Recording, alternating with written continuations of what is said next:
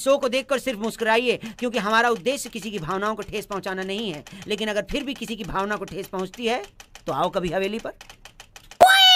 इसे देख मेरा दिल धड़का, मेरी जान तड़पती है, कोई जन्नत की वो हूर नहीं।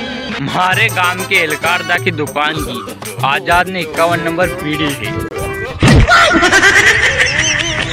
I miss you bidi, lockdown में नहीं मिली। बीड़ी बीड़ी बीड़ी बीड़ी रे, बीड़ी रे, बीड़ी बीड़ी बीड़ी बीड़ी रे। हाँ तो दोस्तों, 2021 में लॉकडाउन के बीच शादियों में बोला जाने वाला डायलॉग कुछ इस तरह। अरे रेवा दे रे जता थर मारना पामड़ा है नहीं, अता तो मुझे डाड़ी के आया तो जिमाड़वा बले।